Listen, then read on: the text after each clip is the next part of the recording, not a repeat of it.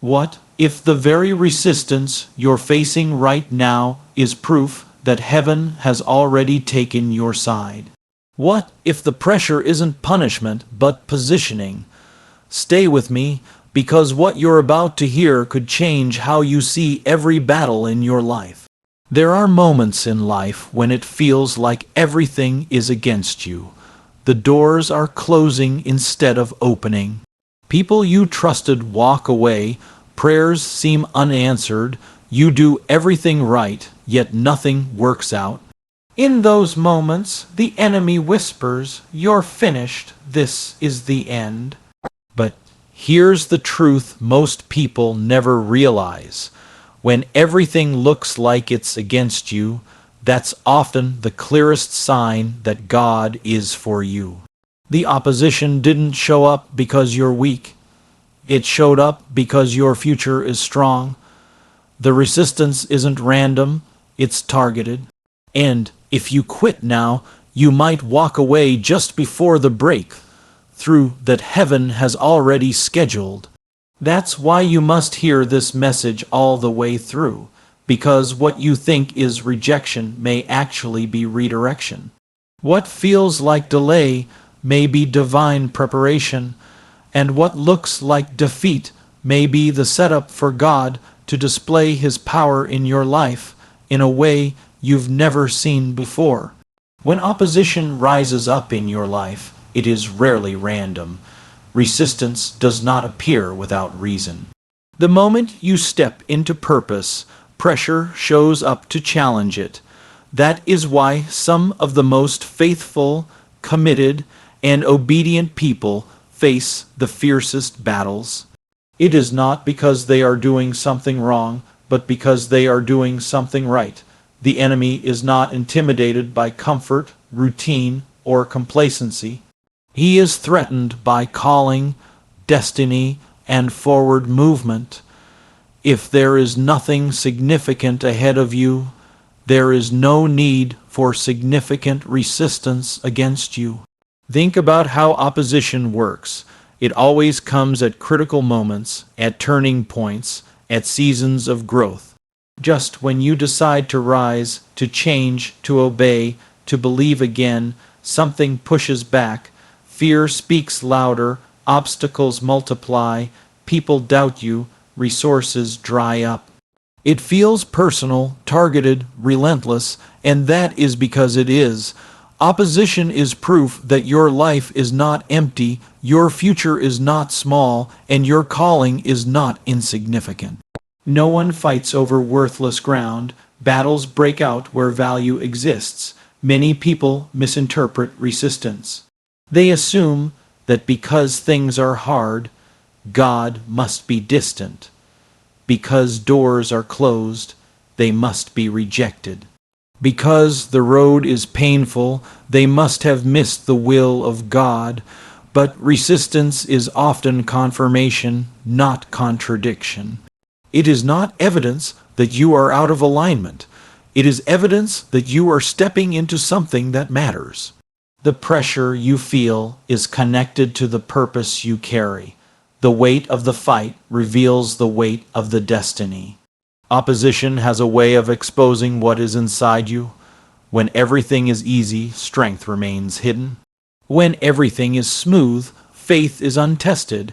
But resistance draws out endurance, courage, discipline, and dependence on God. You discover who you are when you are pushed, not when you are comfortable.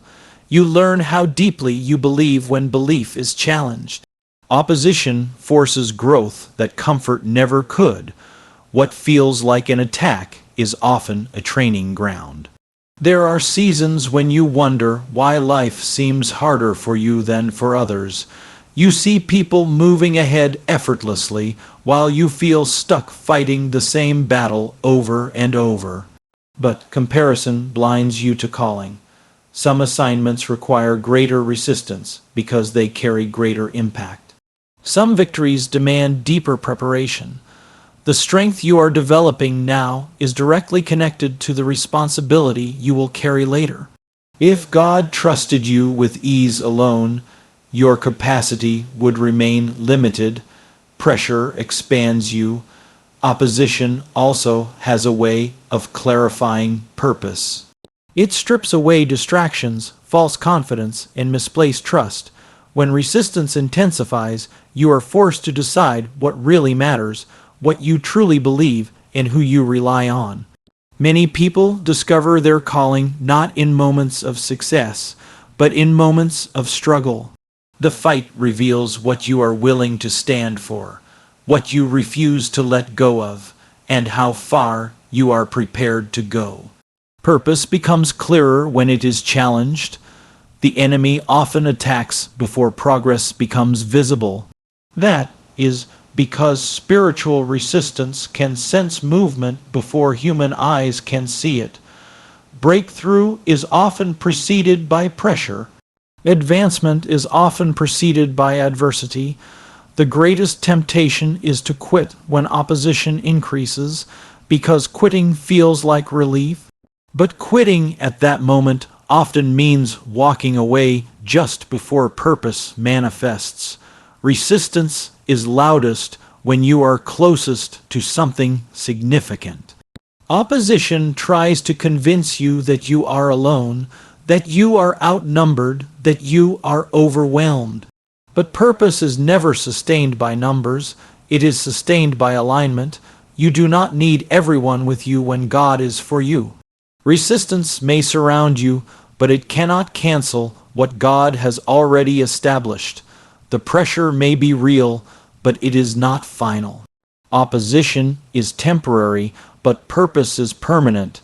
There is a reason resistance often attacks identity. It questions your worth, your calling, your capability. It tries to make you doubt who you are so you will abandon what you are called to do. If the enemy can confuse your identity, he can delay your assignment. That is why you must anchor yourself in truth, not circumstances. Opposition does not define you. Struggle does not disqualify you. Difficulty does not diminish your value. Purpose remains even when conditions are hostile. Every significant step forward is met with resistance because growth disrupts comfort zones. It challenges old patterns, familiar limits, and predictable outcomes. Resistance tries to pull you back into what is familiar, even if what is familiar is limiting. Purpose always demands expansion, and expansion always meets resistance. The discomfort you feel is the sign that you are stretching beyond where you have been. Opposition also refines motivation. When everything is easy, motives can remain mixed, but when resistance comes, only what is genuine survives. Shallow commitment fades under pressure, but true calling endures.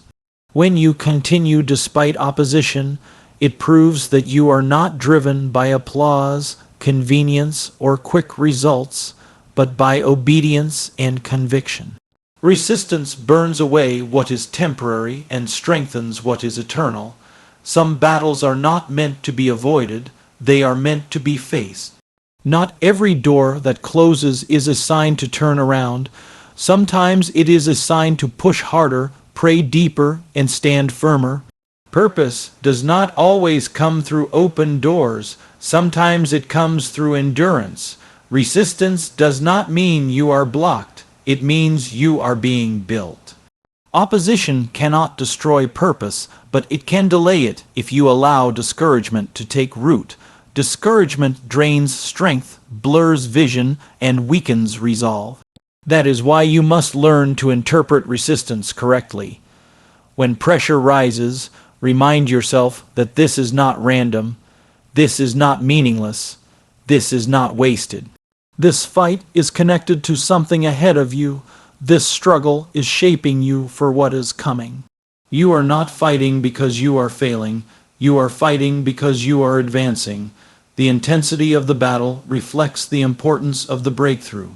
What feels like constant opposition is actually consistent evidence that your life carries purpose, direction, and divine intention. Resistance does not get the final word. Purpose does. There comes a point in life when every familiar support system disappears. What once worked no longer works. The strategies you relied on fail. The people you expected to stand with you step back. Resources dry up, answers delay, and doors remain shut. It is in that moment that fear tries to take control, convincing you that you are exposed, abandoned, and unprotected. But what looks like everything falling apart is often God removing the crutches so faith can learn how to stand on its own. God has a pattern of allowing situations to reach the edge of impossibility before he intervenes. Not because he enjoys watching you struggle, but because he knows that as long as you have options, you will rely on them instead of relying on him. Human nature reaches for control, plans, and backup strategies. Faith, however, is developed when control is surrendered. When options run out, faith wakes up. When solutions disappear, trust deepens. When the natural ends, the supernatural begins. Many people pray for miracles while still clinging tightly to their own abilities. They ask God to intervene, but secretly hope they will not need him too much. They want help, not dependence. But God is not interested in being your last resort. He wants to be your first source. That is why he will sometimes allow every door to close except the one that requires faith to open.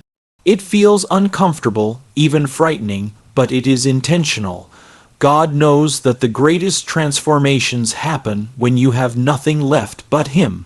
When options disappear, it exposes what you truly believe. As long as you can fix it yourself, faith remains theoretical. But when there is no way out, faith becomes practical. You are forced to pray differently, listen more closely, and trust more deeply.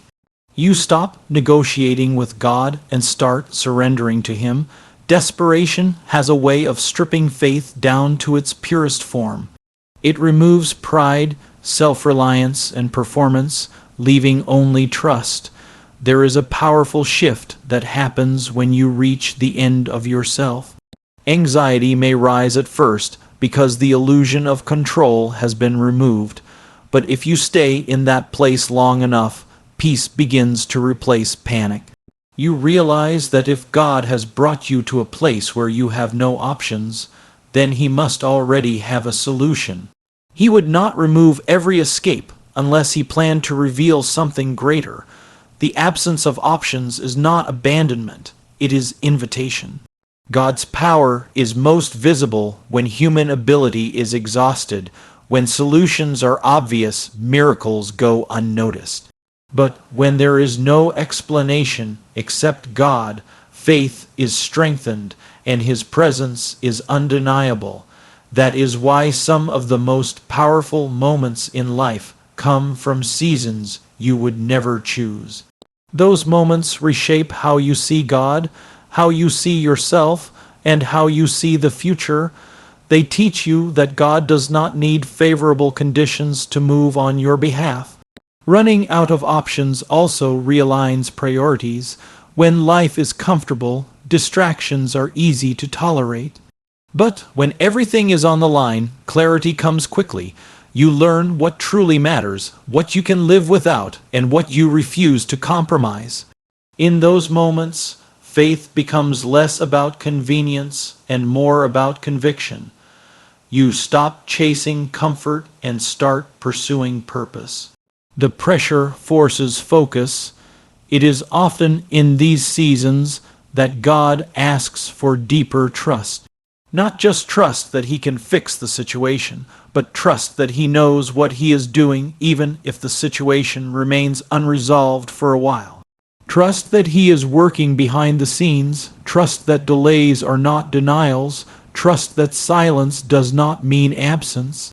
When options are gone, faith must rest not in outcomes, but in character. You trust not because you see progress, but because you know who God is. The temptation when options run out is to rush ahead of God, to force doors open, to compromise values just to escape pressure. But forcing solutions often leads to greater frustration. God's timing cannot be rushed, and His methods cannot be manipulated. When He removes options, He is teaching patience, obedience, and surrender. He is building a foundation that can support what He intends to release. Quick fixes may relieve pressure temporarily, but they often weaken faith in the long run. There is also a refining process that takes place when options disappear. Weak dependencies are exposed and removed. You discover where you placed your security, your identity, and your confidence. God gently but firmly redirects your trust back to Him. This is not punishment, it is alignment. He is preparing you for a level of blessing, influence, or responsibility that requires deeper reliance on Him. What you are walking through now is shaping how you will carry what comes next. When you have no options, prayer becomes less about words and more about posture. It is no longer about impressing God or explaining yourself. It becomes about humility, honesty, and openness. You stop trying to sound strong and admit where you are weak. That vulnerability becomes the doorway through which God's strength flows. Grace operates most powerfully where self-sufficiency ends. God often does His greatest work in hidden places, far from applause and recognition. When options run out, the process feels lonely. Others may not understand why you are still standing, still believing, still waiting. But those private moments of trust are building a public testimony. What God does in secret sustains you in seasons of visibility. The breakthrough that comes will carry weight because it was born out of dependence. Running out of options is not a sign that you have failed. It is often a sign that you are being repositioned. God is shifting the foundation of your faith from what you can do to what He can do. He is teaching you that His power is not supplemental, it is sufficient. When everything else is stripped away, you discover that He is enough, that His presence sustains you, that His promises remain steady even when circumstances do not change immediately. The moment when you feel most vulnerable is often the moment when God is working most intentionally. You may feel exposed, uncertain, and weak, but God sees opportunity, growth, and preparation. He is not limited by your lack, He is activated by it. When options run out, faith is no longer theoretical. It becomes lived, practiced, and anchored in trust, rather than control when pressure closes in, and everything seems to be working against you. The most powerful factor left is how you respond. You may not be able to control the situation, the timing, or the behavior of others, but you always have authority over your response. That response determines whether the season strengthens you or scars you. Battles are unavoidable, but outcomes are shaped by posture. The way you think, speak, and act in the middle of adversity sets the direction for what comes next. Pressure has a way of exposing habits. Under stress, people often react instead of respond. Reactions are driven by fear, frustration, and emotion. Responses are shaped by faith, discipline, and trust. When everything is against you, reacting may feel natural, but responding with intention is what preserves your strength. Complaining drains energy, fear clouds judgment, panic shortens perspective, a steady response keeps you anchored when the storm is loud. One of the greatest challenges in adversity is controlling your thoughts. The mind becomes a battlefield long before circumstances change. Negative thoughts multiply quickly when pressure remains unresolved. Doubt whispers that nothing will change. Discouragement suggests that your efforts are pointless. Fear exaggerates the problem and minimizes your strength. If left unchecked, these thoughts shape your response and weaken your faith. That is why guarding your mind is not optional in difficult seasons. What you allow to live in your thoughts will eventually speak through your words and show up in your actions. Your words carry authority, especially in moments of pressure. Speaking from fear reinforces fear. Speaking from faith reinforces confidence. Silence can be wise, but agreement with negativity is dangerous. Declaring truth in the middle of difficulty is not denial, it is alignment. You are choosing to agree with a higher reality rather than a temporary circumstance. Words spoken in faith do not always change the situation immediately, but they change you, and that shift affects everything else. Praise is one of the most misunderstood responses to adversity. Many wait to praise until after the breakthrough, but praise is not just celebration, it is strategy. Praise lifts your focus above the problem. It reminds you who God is when circumstances try to convince you otherwise. It restores perspective and breaks the cycle of despair. Choosing praise in pressure is an act of resistance. It declares that the situation does not have authority over your spirit. Faith is revealed not by what you believe in comfortable moments, but by how you stand when comfort disappears. Endurance is faith stretched over time. It is easy to trust when answers come quickly. It is harder to trust when delays persist. But sustained faith develops depth. It builds spiritual muscle. It trains you to rely on God not just for outcomes, but for daily strength. Endurance is not passive waiting. It is active trust. Another critical part of response is obedience. Pressure tempts people to compromise. When the outcome feels urgent, shortcuts become appealing. Values feel negotiable. Integrity feels optional, but obedience in adversity is powerful. Doing what is right when it is difficult keeps your foundation intact. Compromise may offer temporary relief, but it weakens long-term stability. Obedience aligns you with God's protection and provision even when progress feels slow. Waiting is one of the hardest responses to master. Waiting feels unproductive, exposed, and uncertain. But waiting is not wasted time. It is a season where patience is developed and trust is tested. Waiting refines motivation. It reveals whether you trust God for what He can give or for who He is. Choosing to wait rather than force outcomes demonstrates maturity and confidence in God's timing. Gratitude also shapes response. It may seem counterintuitive to give thanks when everything feels wrong, but gratitude reorients perspective. It reminds you of what remains instead of what is missing. It shifts focus from loss to provision. Gratitude does not ignore pain, but it prevents pain from becoming the sole focus. A grateful heart stays receptive to hope. Adversity often tempts people to withdraw, isolate, and shut down emotionally. While solitude can be restorative, isolation weakens resilience. How you respond relationally matters. Staying connected to supportive, faith-filled voices strengthens endurance. Isolation amplifies fear and discouragement. Community provides perspective, prayer, and accountability. Choosing connection over isolation is a strategic response to pressure. Another response that shapes outcome is humility.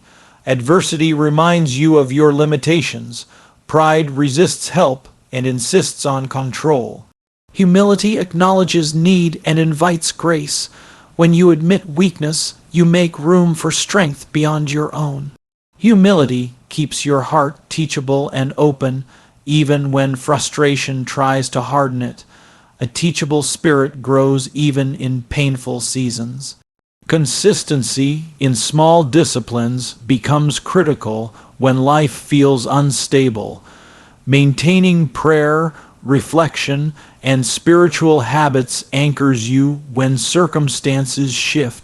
These practices may feel insignificant compared to the size of the problem, but they sustain clarity and peace.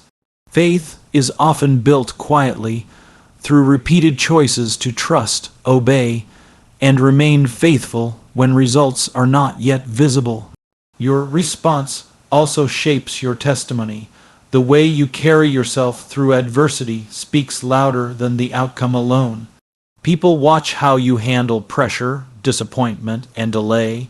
They see whether your faith collapses or remains steady. A calm, faithful response under pressure becomes evidence of strength, maturity, and trust. Long after the season ends, the way you responded will continue to influence others. Hope must be actively protected. Pressure tries to convince you that the future is fixed and negative. Hope insists that the story is still unfolding. Protecting hope means refusing to define your future by your current circumstances.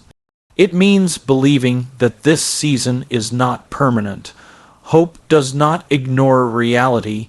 It believes in possibility beyond what is visible. When everything is against you, response becomes your responsibility.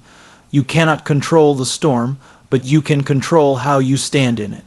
Each choice to trust, to speak life, to remain faithful, to wait patiently, to give thanks, to stay connected, to walk in humility, and to hold on to hope shapes the outcome in ways you may not see. Immediately, the response you choose today becomes the foundation of the victory you will walk in tomorrow.